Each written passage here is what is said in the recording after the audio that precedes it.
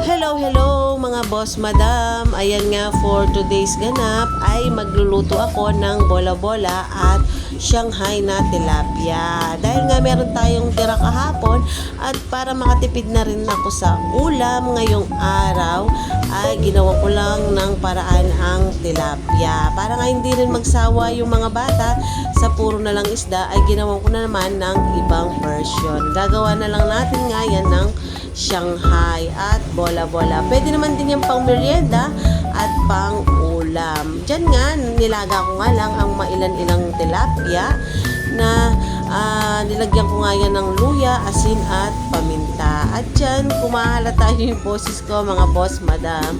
Ako ay paus na. Ayan. Dahil nga sinisipon pa tayo hanggang ngayon. Diyan nga, di ba? Hindi naman nga siya mahirap himayin. Hindi nga katulad ng bangus pag gumagawa tayo ng relleno. Napakahirap po talaga himayin ng bangus pag nagagawa ako ng relleno kasi umaabot ako ng hapon dyan, lalo na kung akong mag-isa lang. Pero dahil nga mayroon akong mga angels na taga-himay ngayon, pag gumagawa ako ng maraming order ay madali nga lang ang buhay. Hindi nga po pwedeng ilagay sa food processor ang laman ng bangus na may tinik dahil nga hindi rin nalulusaw yung tinik. Nasasama lang siya sa laman, pero hihimayin mo rin siya, napakahirap din po, paulit-ulit lang. Kaya dyan, nung pagkatapos ko nga ding mahimay yung aking tilapia, niready ko na yung aking mga gagamitin.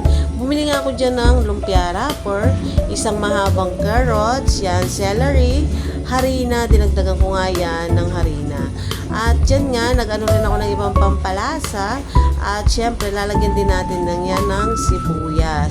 Dinagdagan ko nga yan ng sibuyas kasi mas maraming sibuyas, mas masarap, diba? At yung celery yan, marami din po yan kasi nga para mawala din yung medyo langsa. Syempre, lalagyan din natin yun ng paminta. At nung pagkatapos ko nga mabalat ang mga gulay ko at mahugasan, syempre, gigilingin natin yan sa aking food processor. Syempre, kailangan lang natin yung pagsama-samahin para mabilis siyang madurog. Kasi nga kung hihiwain natin yan ng mano-mano ay napakatagal na trabaho. Siyempre pag tayo nagninegosyo at mahilig magluto, kailangan natin ng mga gamit na mabilis na pagproseso ng ating mga pagkain. At yan nga, di ba, nung pagkatapos kong ang gilingin yan ng aking mga gulay, ay pinagsama-sama ko na sa aking hinimay na isda. Siyempre, nilagyan ko na rin ng harina yan. Hindi ko nga nilagay ang lahat ng harinang binili ko na 1/4 kasi nga baka sumobra. Puro maglasang harina na lang. At yan, nilagay ko nga rin yung paminta na binili ko kasi mas maganda yon, original kasi yon. Ngayon, nilagyan ko rin yan ng 2 itlog. Pwede na yung 2 itlog. Hindi ko na rin nga yan lalagyan ng tubig. At ayan, diba? Siyempre dyan, nilagyan ko na rin yan ng pampalasa. Ayan, yung pampalasa natin, tsaka betchin yan. Nilagyan ko lang ng konting betchin yan at konting asin para may konting lasa nga siya. Alam yung mga boss madam, masarap yan pang ulam ng mga bata. Kasi nga yung mga bata, dahil puro nga gusto nila yung manok at baboy, syempre yan, pwede rin yan sa kanila.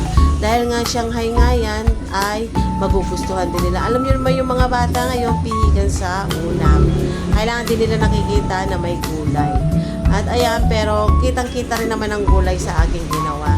Siyempre, pagkatapos ko nga mahalo ang aking ipapalaman sa ating Shanghai, ay paghiwa-hiwalayin muna natin ang ating wrapper. At ayan, ang size yata ng aking nabili na yan ay large. Yan. Kaya inisa ko na lang yan, hindi ko na rin yan pinutol. At yan nga, gumawa rin ako ng aking pwedeng ipandikit sa aking wrapper. Kasi nga, kung tubig nga lang ang gagamitin natin dyan, ay pag prenito mo, ay magbubuka din yan. Kaya sayang lang, papangit lang ang ating mga niluluto. At syempre nga dyan, magbabalot na ako. Kung magtatanong kayo, bakit wala akong gloves, sa amin lang naman kasi yan ng pamilya ko. Naghugas naman tayo ng kamay dyan. Syempre, kailangan malinis din naman yung ating kamay. At dyan, nagtakal nga lang ko ng mga 1 kutsara at kalahati. Hindi ko na nga rin yan pinold sa bandang magkabilang dulo. Kasi nga sa amin lang naman yan at gugupitin ko rin mamaya yan. pag kaluto niya, 'di ba? Kasi mas maganda sa Shanghai pag nabalot mo na, lalo na kung pang okasyon siya, iro-roll mo muna siya ng ganyan. Tapos, ipiprease mo siya ng konti. Mga ilang minutes lang bago mo siya prito. At pag naprito na nga siya, dun mo siya gupitin.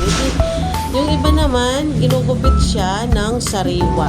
Pero mas maganda rin talaga, na-try ko na rin kasi na gupitin siya ng sariwa. Yung galing siya sa rep, tapos gugupitin mo siya ng sariwa, tsaka mo siya ipiprito. Napakaganda po ang kalalabasan niyan. At syempre dyan, deep fry tayo. Yan, napakahaba po ng aking mga nagawa. At yan, di ba? Hindi nga sila nagkakasya sa aking kawali. Dyan nga, nakagawa nga ako sa aking Shanghai ng 20 pieces na Shanghai. At natapos ko na nga rin dyan ang aking bola-bola, mga boss madam. At ayan nga ang aking finished product. Napakasarap po niyan sa mainit na kanin. Kaya magugustuhan din yan ng aking mga anak. Kaya yun lang, mga boss madam. Bye-bye! Thank you for watching!